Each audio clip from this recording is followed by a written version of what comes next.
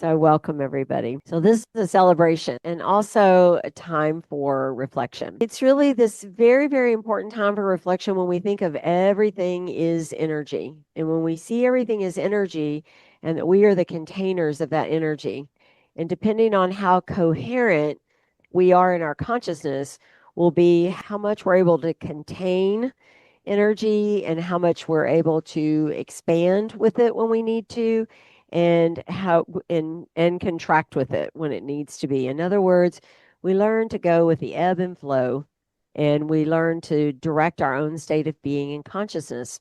Welcome, you guys. Come on in. And so, in choosing our own state of being, and I do believe that a very important theme, of course, this year. I know you guys have all heard the term sovereign, and those that are in the sovereignty series are really working with and learning to understand what that is, what that means exactly, and the many different ways that it can show up depending on state of consciousness. But one of the very important aspects of sovereignty is true autonomy and really understanding what true autonomy really is. And I believe that when we look at life as what it is, energy, consciousness, and that energy and consciousness behaves in various ways, that when we do that, we can start to look at life as patterns, rhythms, and cycles instead of my mama hurt my feelings and it was really bad. And now I'm all messed up and I keep doing it over and over again. Instead, we go, wow, I've got a pattern. And it's a pattern called blame. And it doesn't matter. It doesn't matter. It doesn't matter if it's mama. It doesn't matter if it's teacher, best friend.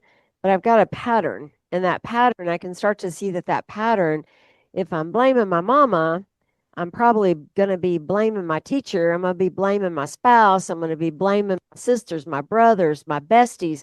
Sooner or later, if that's my pattern, is blame, it becomes a rhythm. And that rhythm shows up in the form of an emotional home. We begin to develop a tone because Rasa Yoga, the term itself, is literally emotional intelligence or emotional mastery. And if I develop understanding everything's energy, if I develop this pattern using blame as a pattern, for example, if I have this blame, so there's that pattern, and generally that pattern shows up when I'm scared, when I'm stressed, if I feel threatened in any way, and I drop into survival mode, I start blaming. So if I start blaming and I drop into that pattern, then I have a certain emotion that's going to result. And really, from the perspective of rasa, because cultivated emotion is what one of the word things that rasa means. And from that perspective, emotion in its rawest form, when it becomes cultivated, it's a tone that we carry. It's literally a note or a tone that we become. And we become this sort of rhythmic tone, and people can feel our blamey self coming from a mile away. We become that rhythm.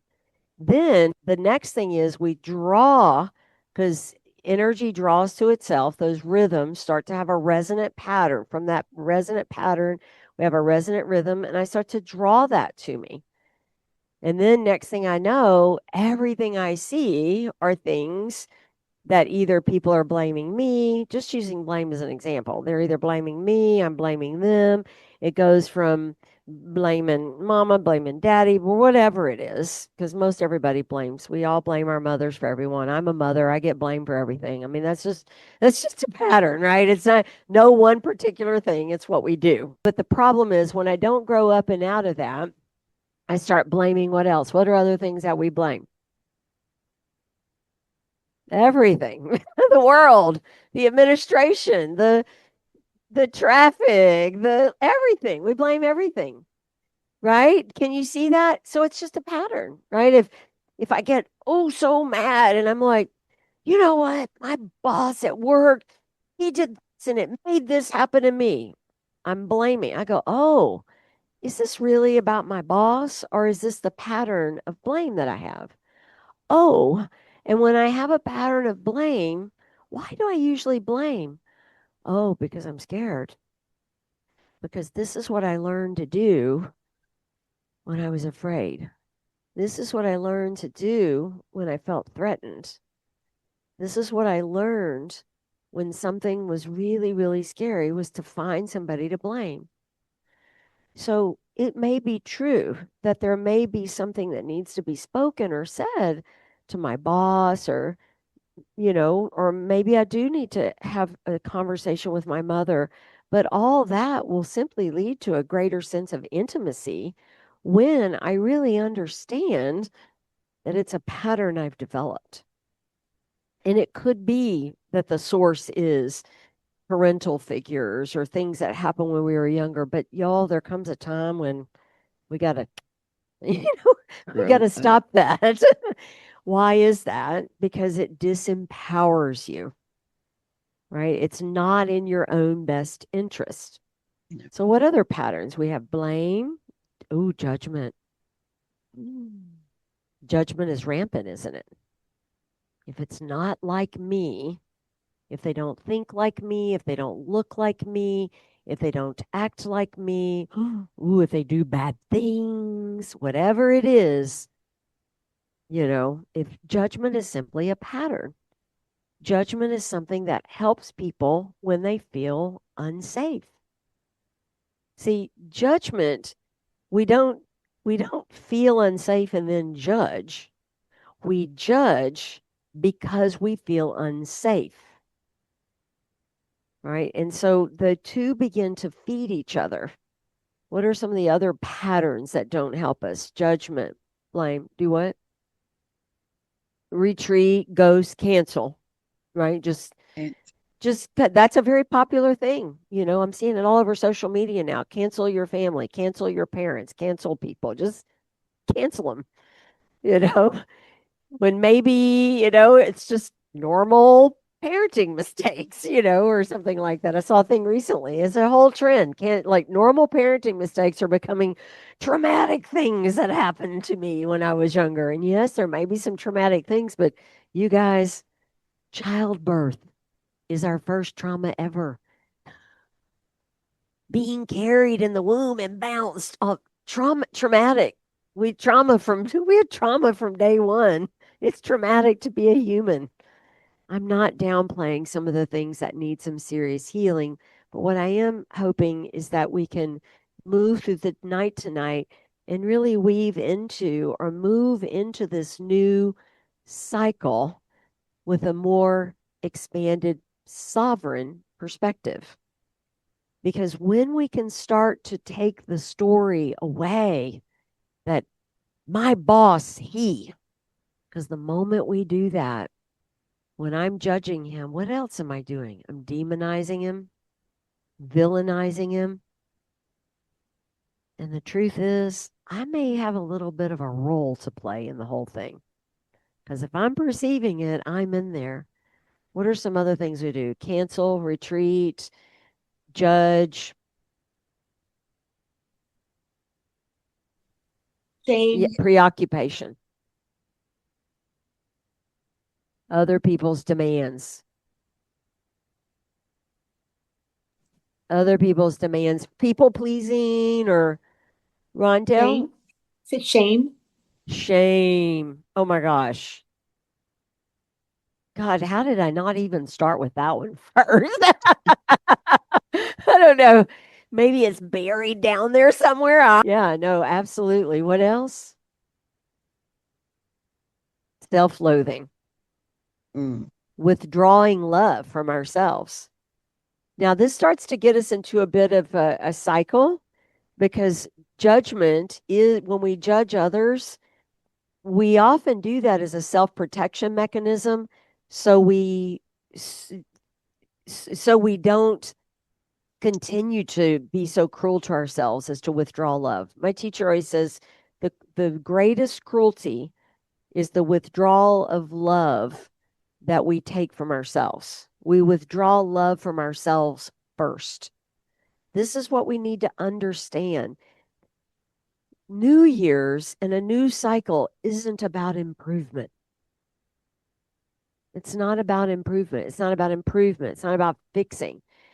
Setting intentions for yourself, there it's not as though something is wrong with you.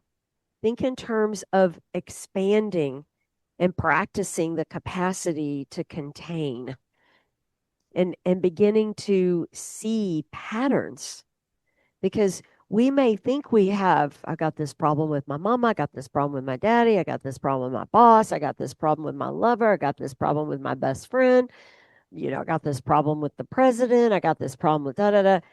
But really, if we really kind of narrow it down and we bring it to that pinpoint, what we're probably looking at is the same problem. And it's the pattern of, say, judgment, or the pattern of shame, the pattern of, and those patterns all are patterns that are learned out of an ability, or are not the best word, out of a desire to protect ourselves, to keep ourselves safe. Do you see where the problem really lies? As long as I'm living and my main desire is to stay safe, and that's my real pattern, my real pattern is that my rhythm, my emotional home, is that I'm addicted to the fire of anger that has resulted from the pattern of staying in this sort of survival space, trying to keep myself safe by the patterns of judgment that I've learned. If I make that particular group bad, I feel really strong right now. And when I feel really strong, I feel really safe. But then the rhythm, I'm going to start to continue to perpetuate the tone of whatever my emotional home has become. Emotions are elemental: earth, water, fire, air, space. And whatever element we're repeating over and over again, that's the energy. That's what emotions are. That's the energy that they are. See, energy in and of itself, it's just energy that's moving. It just wants to move. It's just moving, moving, moving. It's what it does. It doesn't die. You don't create it. It shows up in different frequencies based on its density. Earth attributes is very dense, right? The energy that I call my physical body is very dense, and it holds more the attributes or the behavioral characteristics, excuse me, of earth and water, right? My capacity to digest information and to have a vision, to see things. Even my digestion, like my physical digestion. Have you ever had too much acid or too little acid? Right? And my psychological digestion and my ability to see, it's the fiery aspect of my nature. My nervous system is fiery in nature. Not that we're going to learn all that tonight, but what I mainly want to help everybody kind of get the overview of is taking into this new cycle, weaving in like a wave from 2025 to 2026, kind of weaving in the concept of patterns, rhythm, cycle, one giving rise to the other, and that we all have certain patterns that are inherent in our energy field. We've got patterns that are wildly useful, right? We've got patterns that are certain very healthy routines or very healthy habits. But even those patterns can become incredibly dysfunctional when I don't understand that energy stays the way it's meant to stay until it's time for it to change. This is referred to as the law of alternation and continuity. These are quantum laws, but they're also ancient laws that come from the Vedas. The law of alternation and continuity says energy is going to keep doing what energy does until it's time for it to change. Well, oftentimes we don't really like change. So we try to keep things the same, and we can get really stuck in the way things are. It's like people will say, I just love how I feel, and this is the way it is. I'm like, well, it's going to change. Well, oh, that's so negative. No, not being negative. The law of attraction is the polarity of negativity and the polarity of positivity. It all works together. A thing like the sun is going to shine and the weather, like today, what it just, oh my God, just over the top. Just this amazing day. Shri, Shri, Shri. But it's going to be different tomorrow. It might be kind of the same. And you know what? Sure enough, somebody's going to say, oh, that dang weather, it was so beautiful for days. Look at it now. I'm like, it was going to change. You are aware of this, right? It changes. It's right. This is what when we don't allow ourselves to recognize and understand patterns, rhythms, and cycles and the law of alternation and continuity, what happens is people get very upset when the weather changes. That's why you hear some people, as time goes on, time and money make you more of what you are. And if you're somebody that you don't like change, you'll probably find when you're about 80, 90 years old, you just talk about the weather all the time. You talk about how I feel bad today. I feel good today. I feel bad today. Some days you're going to feel great, and some days you're just not. Some days you're going to feel medium somehow, some kind of average. That's just how it goes. It's called the law of alternation and continuity. It's no big deal. It's just a pattern. And a very healthy rhythm is when we can allow the ebb and flow, the law of alternation and continuity. Now, what we want to do, the greatest intention that we can all hold is to become aware, to wake up to our patterns, not the stories. All a story does is tell us context. You might need a story for context, but the truth is, if you find yourself, y'all know how sometimes we like to talk about that coworker and we say, bless her heart. I don't really like to talk about anybody, and I sure want to make sure that I'm, very positive, but oh, she is just a booger. You know what I heard the other day? And she was doing this, and all I'm really doing is trying to help her as I'm talking about this. Well, the thing is that you don't need to know all that. Not necessary. All you really need to know is there's a pattern here. And one thing I've learned from this pattern is this person isn't standing here right now. And we're talking all about them and their life and what's going on in their head and all sorts of stuff. And they're not even here. Even stuff can be made up, right? Stuff can be made up about this person or whatever. It's just noticing patterns and learning to reduce the stories. And when we start to reduce the stories, we start to wake up. We start to see the patterns. What patterns are useful? What patterns are not useful? What rhythms are they creating? What is my tendency toward my emotional home? And that will determine what the cycles of my life are. The other word for that is called karma. Our karma is all karma is. It's not the story that people like to make it be. That's okay. Karma's going to get her.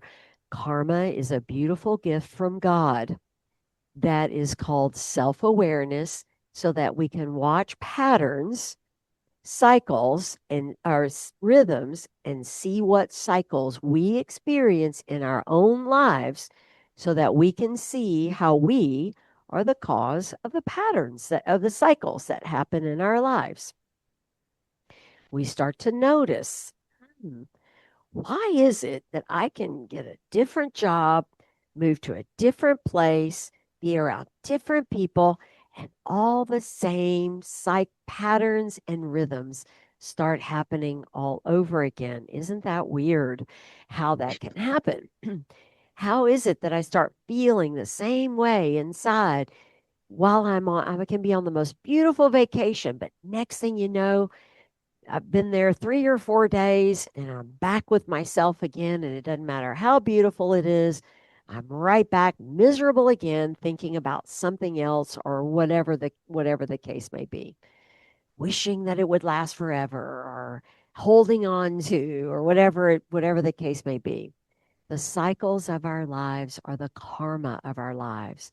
All karma is, they are repeated patterns of thoughts, emotions, they woven together. There's actually a Sanskrit term for it called bhavana, which means tone, feeling tone, and repetitive thought emotions. And those begin to create over and over again the same things and the same results in our lives. So everything goes in cycles. Everything. Family, generational things happen. And of course, we understand now about what epigenetics is. Epigenetics is simply bhavanas, or patterns of thought and speaking over and over and over again that causes certain cycles to happen within a family because of certain behaviors that happen. Well, what's a yogi to do? Right? First of all, knowledge is power. However, that power and that knowledge becomes wisdom when it's applied. We have to apply it. Well, how do we apply it? First of all, we start to set an intention. An intention isn't really a goal.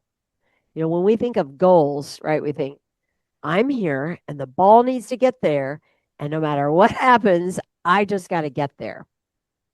Well, setting an intention is more like how I have somewhere I want to be. Let's say I want to travel to Los Angeles.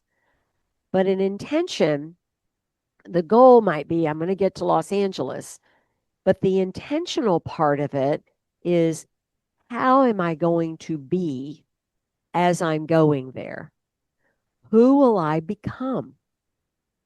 Because this time next year, will you be able to look back and say, I'm really happy with how I showed up to myself? I'm really, really pleased with how I woke up to a pattern or two. I'm so thrilled that I'm a little bit more merciful when I find myself in that survival space. When I found myself judging yet again, I was able to pause and say, wait a second, regulate my nervous system, breath line movement. What does it mean to accept what is? Exactly what is. Acceptance, though, you guys, doesn't mean we give up and we do nothing. Most people think acceptance means you just kind of become this doormat. It's not at all. It's when I'm speaking of acceptance, I'm speaking of two Sanskrit words. You don't need to remember the Sanskrit, but I have some pretty advanced students in here, so I'm going to use them. But then I'll give you the English too. Tapas and santosha. Tapas is heat, the ability to turn up the heat of discipline. Discipline, you guys, we're not talking about punishment or any of that business. We're talking about discipleship unto your own path, into your own being. Okay? Tapas. And always growing, the discipleship of your own growth. Just like when you were a baby and you had a discipleship to walking. You were a disciple of how to walk. You were going to walk no matter what. It took discipline. You had to fall and get up again. You had to fall and get up again. You didn't just fall and go, well, that's it. Walking is not for me. You had to keep doing it. That's what tapas is. The heat of it, too. Because even as a baby, when you'd fall, you'd get frustrated and you'd cry and you'd feel angry. But you'd go at it again. But the other piece of the puzzle is santosha. Santosha is absolute contentment in the moment. Now, what's a yogi to do with that? Right? This is how we're meant to live. Tapas, santosha, a discipleship to our own evolution, our own sovereignty and growth, because a rising tide lifts all boats. The more you evolve and grow, the more everything around you evolves and grows. And completely content and in love with the moment. There is your first paradoxical yogic teaching. I know, my friend. I know. I remember when I heard that, I'm like, and then it just goes on forever, right? It never stops, right? It just never stops. But it really is true. A true hallmark of a really, truly masterful mind is the ability to hold ambiguity. You know, a true someone that is truly in the space of that, that space of I feel it like a fulcrum of a seesaw that you're not running. Tapas, Santosha, Tapas, Santosha, Tapas, Santosha. The seesaw's going up and down and you're going, instead you go, wait a second. What if I get in the middle here? Right? What if I hold steady here? And that's what it means to truly come into the moment. And what I'm talking about here, really, everybody, you need to know is I'm talking about your own power. See, many people very much undervalue the power of your own observation. Take everything that I've said so far and let's bookmark that and let's look at observation for a moment. The ability to witness without having to blame, decide, judge, any of those things, without running from one side to the other. The ability to observe is the ability to hold ambiguity within your consciousness.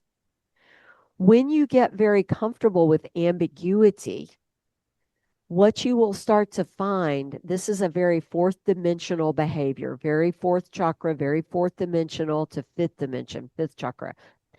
To be able to hold, and those are the elements of air and space. So to be able to hold ambiguity, it is the ability of the humanitarian to truly step into the shoes. And I'm talking a real humanitarian, not a do-gooder that has their sign and they're able to go out and do a thing. I'm talking about something that's coming from the inside out. And you may not even see them do a ton of great works because their ability to observe and uplift the world through the way that they observe, like my teacher, is over the top. I mean, he affects hundreds of thousands of people just in the way that he holds observation. But you guys have all the same power to do the same. The way we observe a thing is the way the energy around it will behave. Observation happens in the moment. Worry is not observation. Analyzing is not observation. They are not the same thing.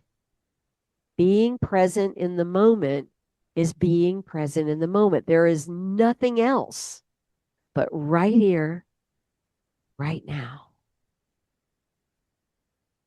If there's nothing else right here, right now, if every one of us, wherever we are right now, we knew that there was nothing else going to happen like this, but we were in this room together and this is it, how do you think we need to be showing up? How do you want to be? When we learn to allow true presence, it really is a death of sorts. It's a death of the past. And we're no longer reaching into the future. We begin to understand that the past and future, they're simply conceptual. They're not reality. Reality is only here, right now. You, each one of us here together. This is reality, right here, right now. Every moment. And just like when you stand up to walk out or you get in your car, that is your reality right there, right now. in that moment. That's what presence is. That's what pure self awareness is. There's cognitive self awareness and there's pure self awareness. Pure self awareness is definitely born out of a refined neuroception. Our proprioception, our interoception, our ability to feel, sense, and see where we are in space. But that is also all the way up and through our cognitive abilities and into our intellect and into our divine intelligence of intuition. We're actually physiologically geared toward that. You have more knowledge in your pinky finger when you're present in the moment than you will ever have in your entire life when you're in the moment. You have more wisdom available to you than exponentially more than you ever learned in your entire life. And all the stuff you've learned and the new stuff that you will learn, all it's actually doing is it's like it's pulling a little thread. You learn something new, all it does, it's called Indriya's net of jewels, this whole land that I'm speaking of here. And it's like you get new information and it's just pulling a thread. But when you grab to that information, you cut yourself off from your intelligence. It's like, damn. But when you stay open to it, it's like, boop, it just tapped into something that was already there. You're not hearing anything that I'm telling you that isn't already there. Y'all know it's already there. I'm not telling you anything new. You may not remember it completely. You may not have pulled the thread completely. It may not have completely unwound for you, but it's there, or you would not be here. You wouldn't be online. You wouldn't be here. The ability to observe. It's like if I'm looking at a bowl of water, and if I'm looking at a bowl of water and that bowl of water has sand in it, and I get tired of looking at it, and I pick it up and I just shake it. The sand starts moving all around, and I'm like, oh, well, that's great. I just picked up the bowl and I just shook it, and now the sand is all moving around. How am I going to get the sand to settle? Should I keep shaking the bowl? What do I need to do? I need to be still. And I need to just observe. Learn what disturbed the sand in the first place. Your karma. That deep desire to be safe, to not get it wrong, to whatever it is, that that compulsion we often have to just shake the bowl. There's something to be learned from that too, y'all. I'm not here to say there's nothing hierarchical about any of this. Only the ego hears hierarchy because the ego survival is superior, inferior. When we're coming from our ego, what are the three traits of our most primal state of ego? Somebody enters a room, what's the first thing they're looking for? Food, sex, who's in control? When you're coming from your ego, and you'll know it, all you got to do is pay attention to yourself. Start paying attention to yourself and notice when you walk in a room, do you start scanning? You know, you'll start to notice that you're becoming more of an observer and that you're starting to lean more into your higher nature when it's not about where's the next meal coming from. Where y'all notice when y'all come in, I'm like, everybody, there's snacks in the back. There's snacks in the back. Get your snacks. There's food available, you know. And so it's like we want to assuage that a little bit. Ego is not a bad thing. That's just what it does. It keeps us alive. Observation. Understand the ego knows nothing about just plain old observation. The minute you pause and you're really with the wave like rhythm of your breath, which is the way energy behaves when it's in a sattvic, luminous space, when you're in that more wave like kind of inner space, and it's beginning to behave that way, your ego is going to go, what are you doing? What's going on? Stop, stop, stop. We need to get scared. We need to be compulsive. Is this good enough? Is this good enough? I need to say something clever. I'm going to say something clever. Clever statement. I need to say something funny. Funny statement. I need a compliment. Love your hair. I need to, whatever the ego does that to survive. And you see it, and when you see it, just know that's the wound. That's the pattern. And this is where relationships are so helpful and why community is so helpful, because we can see ourselves. We see how we show up. We see our ability to remain present. Or in other words, our ability to observe. When I get news, if I get something in the mail that says Internal Revenue Service and I know it's not a check, right? So something out of the blue, or I get, I don't know, a number of different things that occurs that we justify acting like insanity, going insane with. We think that, oh, but that's okay because I'm insane. I got this diagnosis. I'm insane. That's okay. I'm like, yeah, right. Okay, that's good. Right. Start to pay attention to how you behave. What are your patterns? Can you observe when something that would have normally made you, "Oh," are you able to look at it and go, oh, yes, I see it. Is there a response needed? Oh, yeah, I see the date to respond. Okay, sure. So I'll put 3 days in front of that and I'll respond. That is exactly how I do it when I get something like that. I'm like, I always look, is it time sensitive? That's the first thing I look at. I do not freak out. I do not go crazy. Nothing in here is going to get rattled. I just look at it and I go, is it time sensitive? What's required? What's needed of me? And I don't go, oh, wow, great. Look at that. No. If it's time sensitive, I have like a 3 day thing. Okay, in my mind, I'm going to write it in my planner 3 days beforehand. I need to make sure I respond to that. I don't ignore it. How many of you have a pattern of ignoring things that feel threatening? Not making decisions, sweeping things under the rug. We're not talking about doing any of that. We're talking about engaging deeply in life, very deeply. This being an observer has nothing to do with pretending that something's not bothering me. It has nothing to do with pretending that, putting all the bills under the table. Has nothing to do with any of that.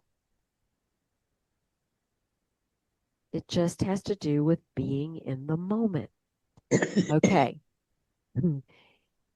Now, why did I talk all about observation? Because the way we observe a thing is the way energy will behave.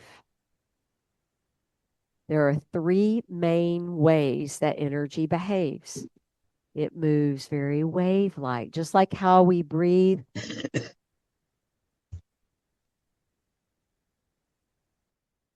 Very wave. Well, that's how we want to breathe anyway. We hope we're all practicing so that we can breathe and that we can even modulate it if we want to, and that we want our bodies. We want our body to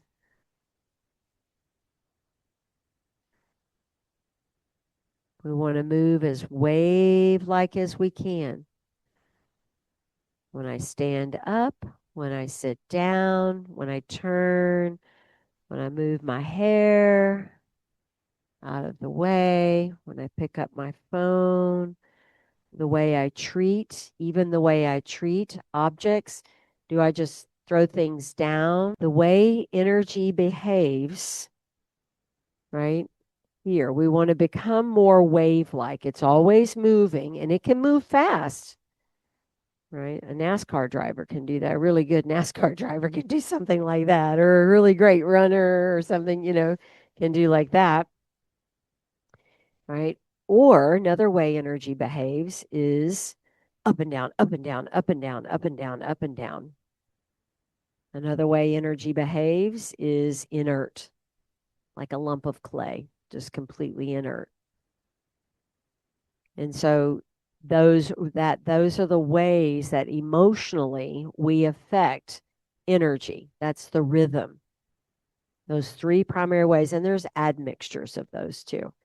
And so the science of Rasa Yoga is I have a pattern of a way that I think and look at things that begins to affect the energy of my emotion, right? And as I affect that, I affect it. It either goes or it goes, I go offline, or I become more wave like. And one of the things that's so great about yoga is breath aligned movement is the beginning of how to move energy. Now, weaving together and moving into this new year. How could this apply to the new year? I'm just going to give y'all a couple of questions to write down. And you don't need to have the answer to them tonight. And this is something you can work with even pondering tomorrow, but you'll have time. This is a juicy question. Where in my life am I trying to improve myself instead of listen to myself? Where in my life am I trying to improve myself instead of listening to myself? What part of this year, 2025, am I still carrying that's ready to be complete? What part of this year am I still carrying that is ready to be complete? What do I need to be done with? All right, here's a juicy one. What does my body ask for more of this coming year? What does my body ask for more of this coming year?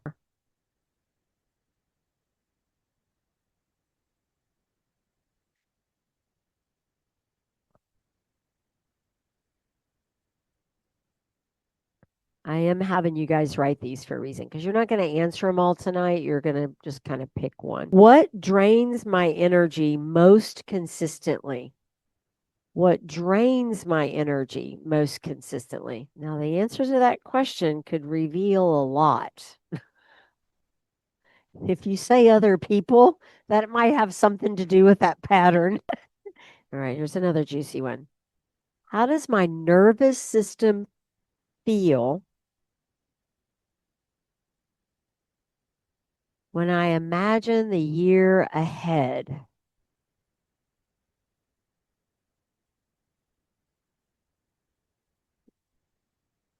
That's going to reveal a pattern. These are important. It'll help reveal to you where you might be, getting analyzing as opposed to just being fully in the moment.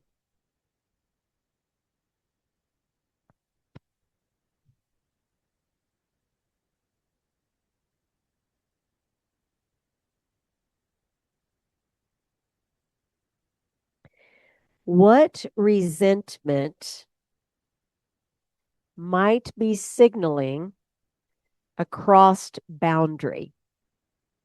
What resentment might be signaling a crossed boundary? Maybe you've mastered all resentments and you don't have any, but we can just put it down anyway. What resentment might be signaling a crossed boundary? How does service slash seva, SEVA, how does service feel in my body when it is clean and true? How does service feel in my body when it is clean and true? Meaning it's not transactional. It's just you're not even looking for approval, no validation seeking, just to be a humanitarian. Where do I try to manage or control outcomes that are not even mine? Where do I try to manage or control outcomes that are not mine? Just two more. Again, this is y'all's work for the weekend. How do I want to feel as I move through this next cycle?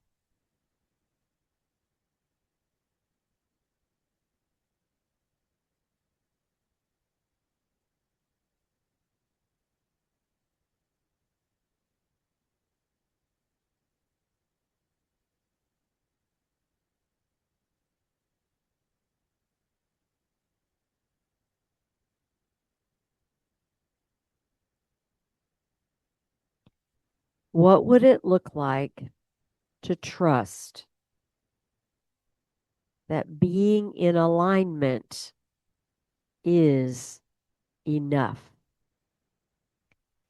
What would it look like to trust that being in alignment is enough?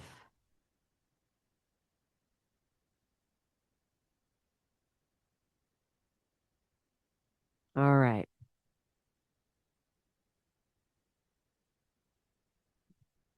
So, some questions to ponder for this coming year. And what we're going to do now, we're going to all get to lay down and we're going to do a short nidra. And at the end of that, I'll ask you to sit up and you can just grab your paper and just take a look at the questions and see if one stands out to you. It will take 5 to 10 minutes of writing. And you just kind of write, answer one of the questions, mostly doing it just to kind of start the pattern, the rhythm, and the cycle for today, tomorrow, and the next day of just reflecting on these questions for yourself and for weaving together this next cycle and moving into the next cycle. My greatest hope for you is to be able to shift your perspective, from personalized patterns that are coming from survival, making yourself wrong, and then the need to make others wrong. Because the law of alternation and continuity tells us if I need to make others wrong, I'm going to have to make myself right. And that is the seed of war. It's a seed of war in our body. It's the seed of war with our loved ones, and it's the seed of war everywhere. To be able to shift our perspective from that, seeing that it's there. I'm not talking about bypassing. You guys all know I'm not a bypasser, not bypassing, but being able to see it and then being able to say, that's one reality. That's one possibility. And there's another possibility. And the other possibility is that maybe this is a pattern of a way that I respond internally. And it's here for me to observe in the moment because I'm seeing a pattern, meaning that jar of water has been shaken. The sand is going everywhere. And maybe instead of continuing to shake it to try and make it settle down, maybe if I set it down and I observe my breathing and I regulate my nervous system, I might learn something about myself and others as the sand is beginning to settle. And when the sand settles, the water settles. And you know how water serves, it's like a mirror. When you look into water, you can see your reflection. When the water is still, you're able to see a clear reflection. When we keep shaking it, we see 10,000 faces. We don't know what we're seeing. We don't know who we are. So two things can be true. One thing is true. There can be a pattern that comes from the wound. And that we must learn to accept, not suppress. I'm definitely not talking about suppression. There's work to be done for that. But to accept. Accept doesn't mean I just kind of roll over, but I stay awake, get my nervous system regulated, and I realize another thing can be true. Yeah, I see that wound. And I see how that wound has maybe caused me to betray another or do things I'm not proud of. And I'm also the essence of divinity. I am also an eternal soul of being having this human experience. Two things can be true. Now, what would be the most intelligent viewpoint to lead from? Any ideas? Two things can be true. The wounded child, that can be a real jerk sometimes, okay? And the other aspect of our being, the eternal soul. If I regulate my nervous system, I have a choice. I get to choose. This is not about making that go away, because I promise you, if that's still coming up, there's a seed of innocence in you that must be forgiven by yourself. Nobody else but by you. Mercy must be extended to that. And until that wounded innocence is bathed in your own true mercy, it's going to keep acting out every now and then. You can't suppress it. Suppressing it is like making a toddler be quiet by scaring the heck out of them. You'll have a lot of trouble when they're about 16. Don't do it. Don't do it. You'll have a lot of trouble. It'll come back later. That's what we're talking about. A shift in perspective. Two things can be true. I can hold the ambiguity of the light that I am, and also this other thing over here that I might not feel so proud about. Let that light bathe that other. Let the divine mother in you wake up and hold that wound gently, mindfully, and with love. That's what this whole thing is about. So find a place, get comfortable,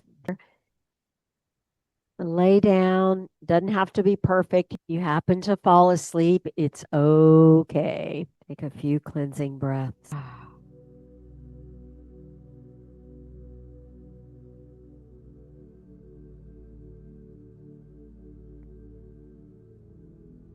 Allow everything to become very still.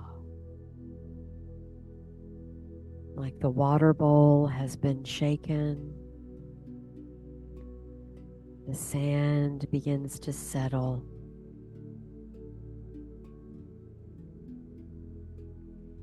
Everything is settling.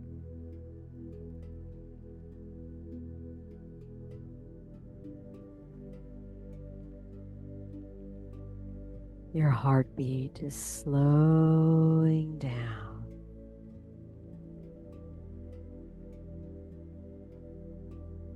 Slowing your heartbeat down.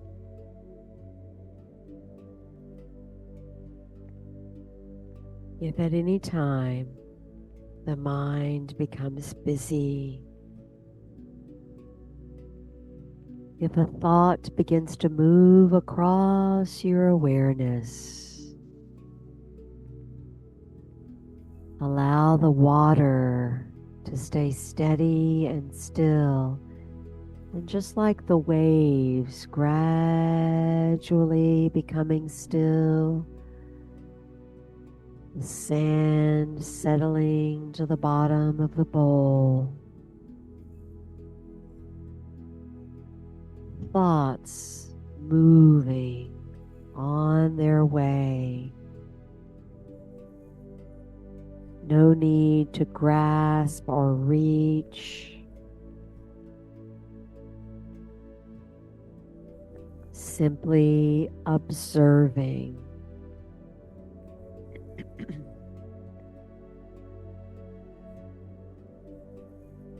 Absolute acceptance and observation. Observation without preoccupation.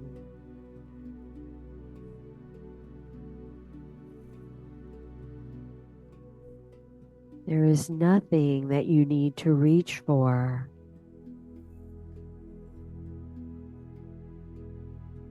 allow it all to come to you.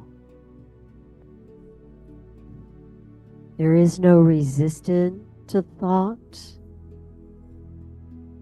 no resistance to experience, as you simply observe.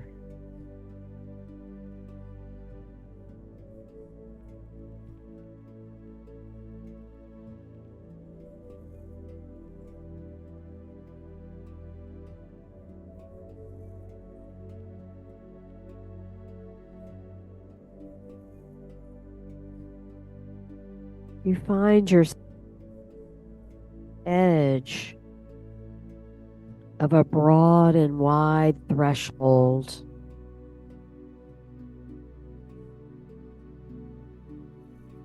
Just behind you lies a long road. This road is marked with footprints, pauses, turns, and several places where you lingered longer than you expected.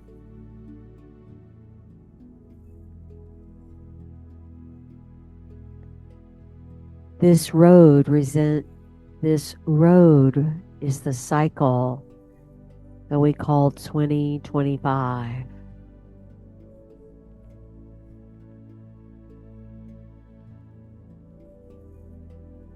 The road is already behind you.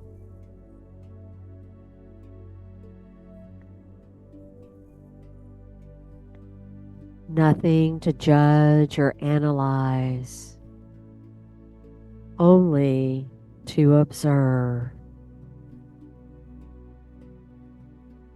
As you observe the road behind you, it begins to glow. Every step, every experience, every thought that comes into your consciousness with simple, pure observation, you see them all illuminated, even the difficult ones.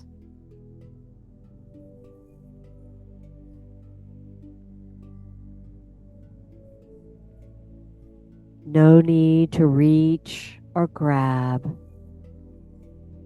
Simply allow the road.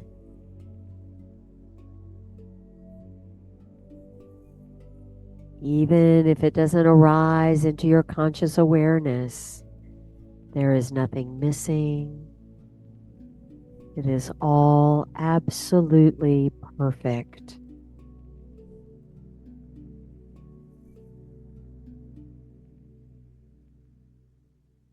You begin to feel or sense a low humming beneath your feet. Not in words,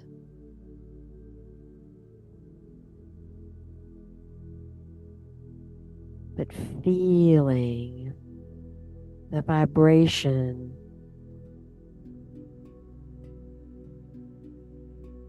a knowing.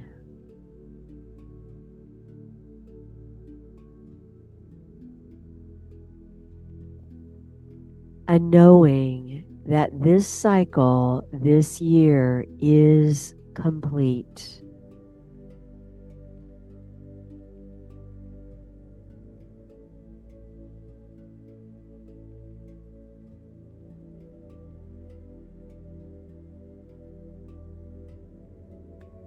This year is complete.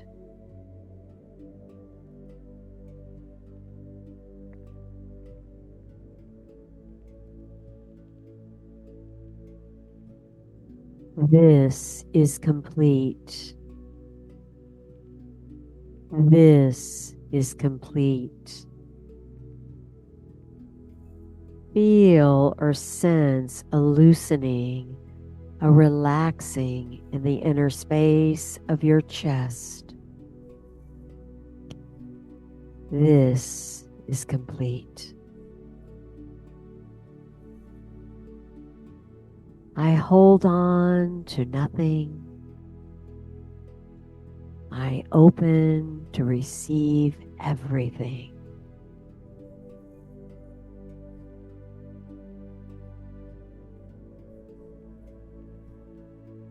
And now you see ahead of you, there are two fires. The first fire burns close, steady, and warm.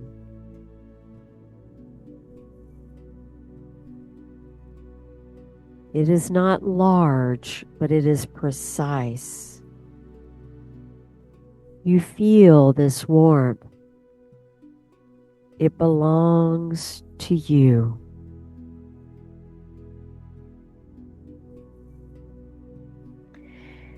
The second fire burns farther away.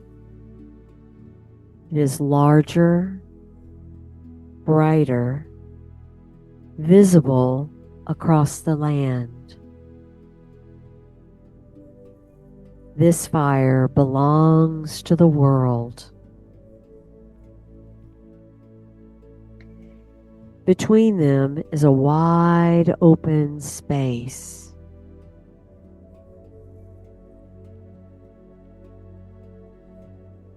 You are invited first to approach your own fire.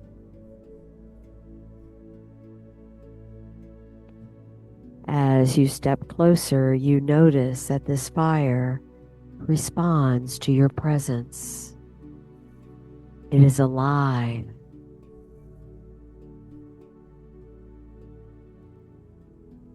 It is resonant with you.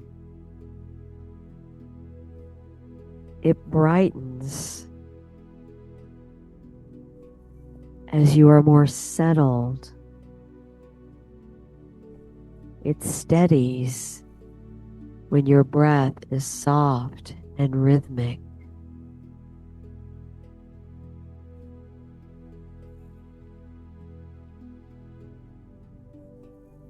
This is the fire of your life force. It does not need fuel from pushing or proving. It asks for your full presence, for your full and pure awareness. The more rhythmic and continuous your breathing, the more steady the fire.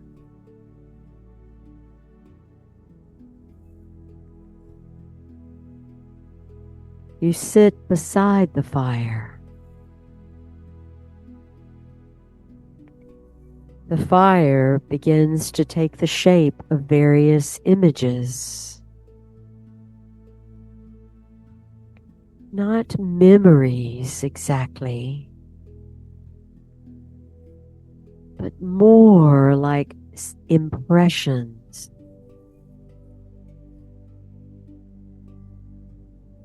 Impressions of when you truly were present to yourself. Impressions of when you were not present to yourself.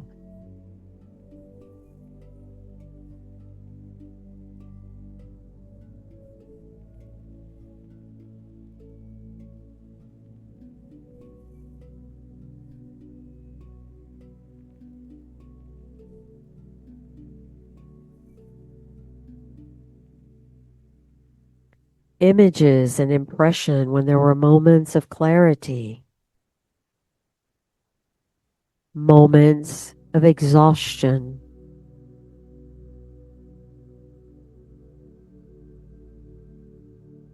moments of mercy and self-acceptance. The fire takes the shape of these images. The more that you stay with the wave-like movement of your breath to receive, this is not using imagination. It is allowing the arising of these impressions. And if nothing arises, that is absolutely perfect as well.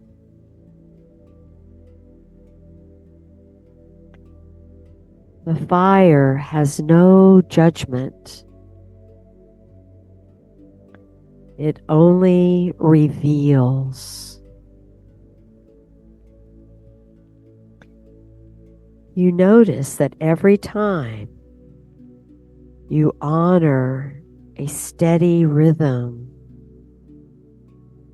the fire grows clear. Anytime you override yourself or become preoccupied, it flickers.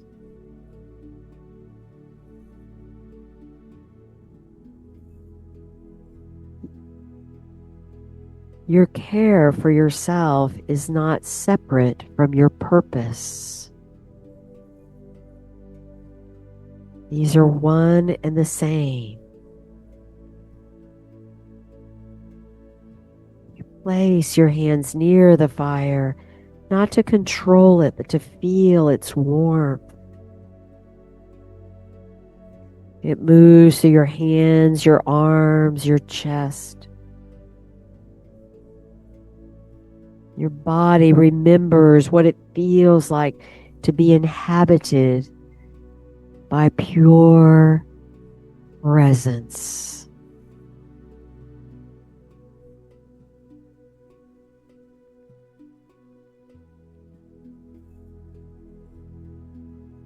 From this place, something unexpected happens. You realize the second fire, the one that belongs to the world.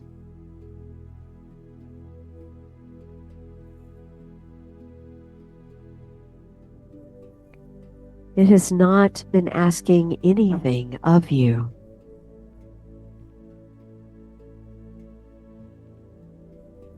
Only your coherence, the presence, the pure observation where coherence results. And now you stand between the two fires.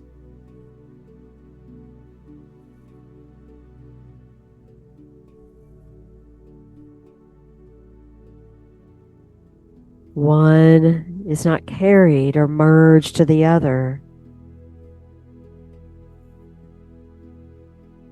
You stand between the two, centered. In this standing, a current begins to move naturally, effortlessly, from your fire toward the world's fire.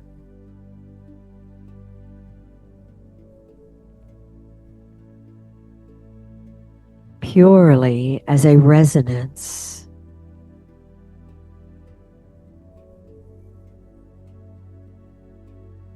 Your pure presence and coherence brings forward the resonance of the fire that you are, this pure Agni of presence and being resonates with the world. You see the world fire respond, not demanding, only receiving what is freely offered. You understand. Service is not something you do. It is something that happens when we are aligned.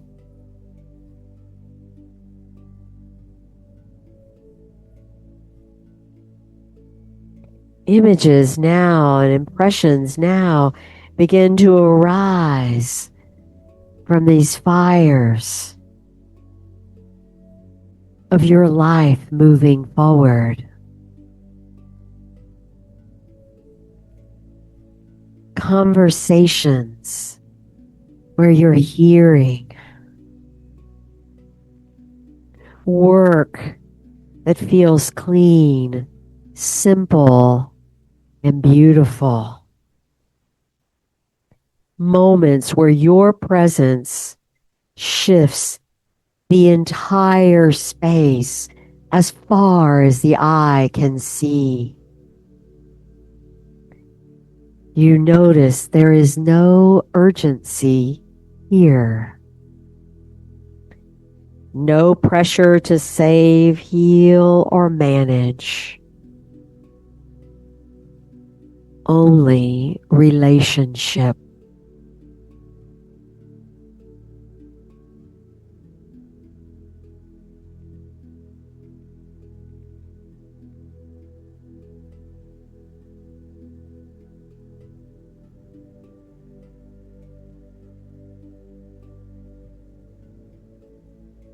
The ground beneath you begins to change.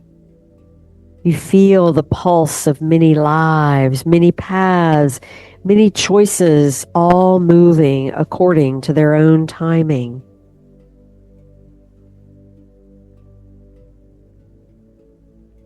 You're responsible for the steadiness of yourself. In that responsibility, your service becomes true.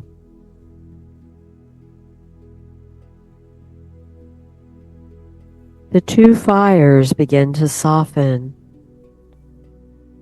no longer separate, no longer demanding any of your attention. They begin to morph and become pure light, merging. This light settles into your body as a golden, radiant sphere. The sphere settles in the inner space of the body, into the inner space of your spine. It shows up as your breath and your heartbeat. You're steady, resourced, available. A gentle knowing arises. As I live in alignment, my life will serve. As I live in alignment, my life will serve.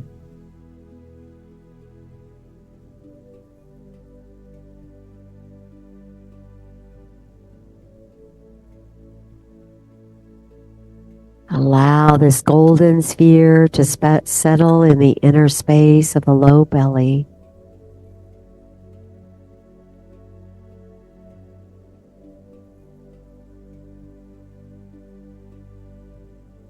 Now, as you begin to make your way back into this time and space, feeling your body staying with your breath,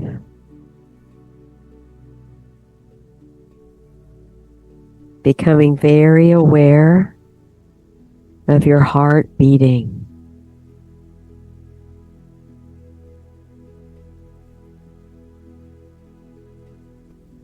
With awareness of the heart beating, begin to deepen and lengthen your breath.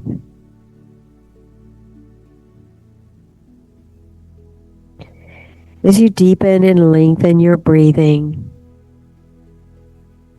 begin to awaken the body. Please take your time. Stretch organically, then drawing your knees to your chest helping yourself over.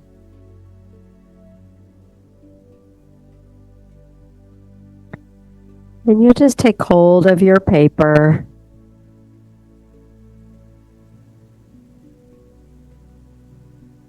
And you want to do your best to remain present.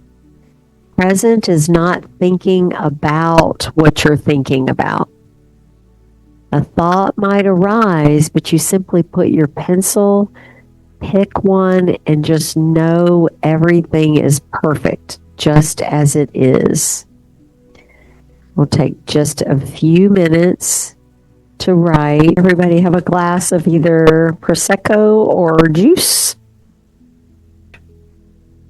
You guys online?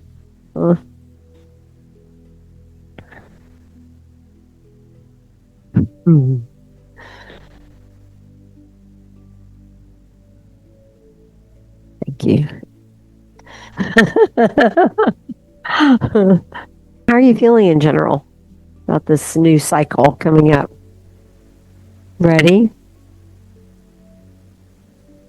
Enthusiastic? Yeah. Excited?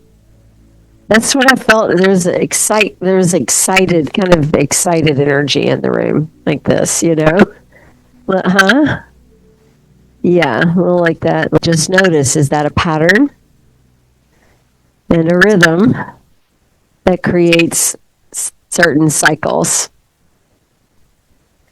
So with all of that and all of us here, all of you guys online, so we let that road, as we raise our glass together, this such an important symbology of connection, right? It's a mudra. It's just like in the Indian culture, when we have celebrations together, we all take prasad at the end and we pass around the prasad because the eating of the prasad symbolizes our togetherness and that intention. And so we'll let this salud be that for each and every one of us, and just allowing the road to be behind us, to let 2025 be complete as you enter into this new cycle. And I see you all so empowered, passionate, and just living life to its fullest. Salud.